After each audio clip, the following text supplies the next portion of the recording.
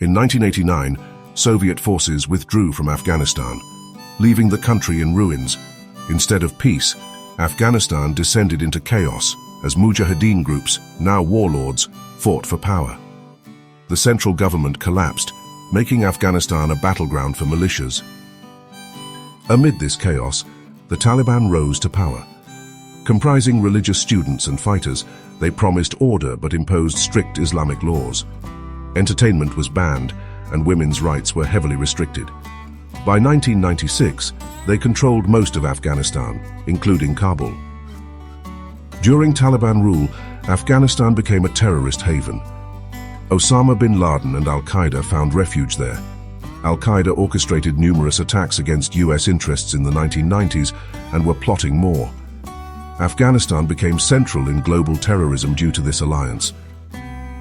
Everything changed on September 11, 2001. Al-Qaeda terrorists hijacked 4 planes.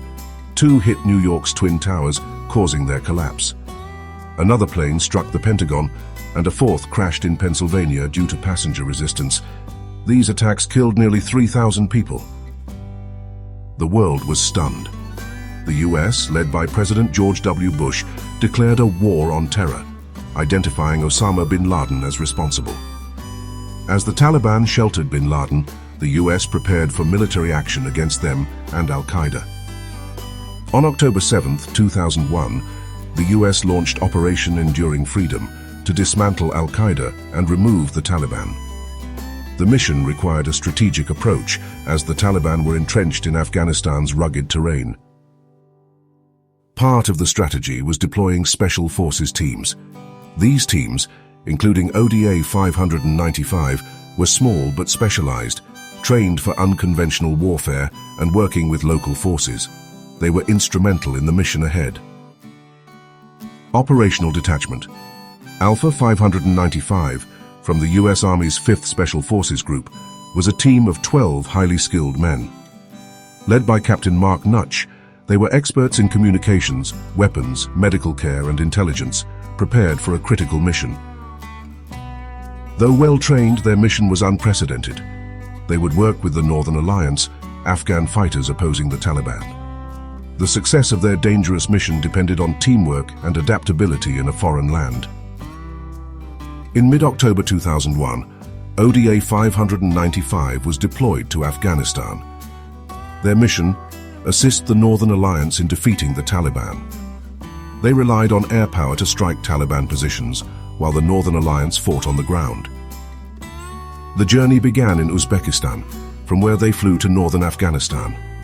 The helicopter flight was perilous, requiring low-altitude flying over the rugged Hindu Kush mountains to avoid detection by Taliban forces. On October 19, 2001, ODA 595 arrived in Northern Alliance territory. They had to quickly prepare for battle, using their advantage in calling US airstrikes to support outnumbered Northern Alliance fighters. Upon arrival, ODA 595 faced an unexpected challenge, moving through mountainous terrain on horseback. The Afghan fighters used horses, and there were no roads for vehicles where they needed to go. Most US soldiers were inexperienced riders, accustomed to modern warfare. Adapting quickly, they learned to ride under challenging conditions, earning the nickname horse soldiers. The terrain was harsh, with cliffs, valleys, and cold weather. The soldiers faced shortages of food and water, yet they bonded with Afghan fighters, building trust crucial to their mission's success. Working with the Northern Alliance was vital. Led by General Abdul Rashid Dostum, they were seasoned fighters with deep regional knowledge. Dostum was initially skeptical of Americans, but ODA 595 earned his trust. The partnership was symbiotic. US soldiers provided intelligence, airstrikes, and coordination, while Dostum's forces knew the terrain and engaged the Taliban directly. This combination turned the tide of the war. ODA 595 utilized US airstrikes to devastating effect, coordinating precision bombings of Taliban positions. Their technological advantage gave the Northern Alliance a crucial upper hand. One significant battle was in the Mazar-i-Sharif Valley, a Taliban stronghold. After intense fighting and strategic airstrikes, ODA 595 and Dostum's forces captured the valley, marking a major victory. With each victory, the Taliban's control in northern Afghanistan weakened. ODA 595 and the Northern Alliance pressed forward, gaining ground and momentum. In November 2001, ODA 595 and the Northern Alliance targeted Mazar-i-Sharif, a major city under Taliban control. Capturing it would be a significant blow to the Taliban. The battle was fierce, but the Northern Alliance, with ODA 595's coordination of airstrikes, eventually captured Mazar-i-Sharif. Its fall marked a turning point, signaling the Taliban's waning power. Victory at Mazar-i-Sharif demonstrated the effectiveness of ODA 595's mission. With just 12 soldiers, they helped a much larger force win a decisive battle. Following Mazar-i-Sharif, the Taliban's grip on Afghanistan quickly unraveled. US and Northern Alliance forces advanced, capturing cities and dismantling Taliban control. By December 2001, the Taliban government had fallen and its leaders were in hiding. ODA 595's mission was crucial in this outcome, showcasing their adaptability and strategic prowess.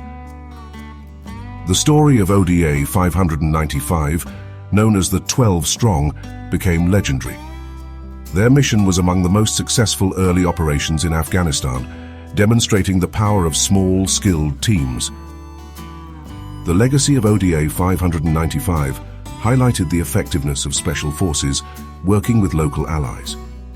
Their adaptability, courage, and strategic success set a precedent for future operations. While the war in Afghanistan continued for years, ODA 595's actions paved the way for future missions. They showed how small teams could achieve significant impact in unconventional warfare. Their story underscores the importance of strategic partnerships, local knowledge, and adaptability in modern military operations, leaving a lasting impact on military tactics worldwide. Thank you so much for watching. I appreciate you taking the time to explore this story with me. If you found this video interesting or thought-provoking, don't forget to give it a thumbs up and share it with others who might enjoy it too. And if you're new here, hit that subscribe button and turn on notifications so you won't miss out on any future videos where we dive into intriguing mysteries, untold histories, and the wonders of the unknown.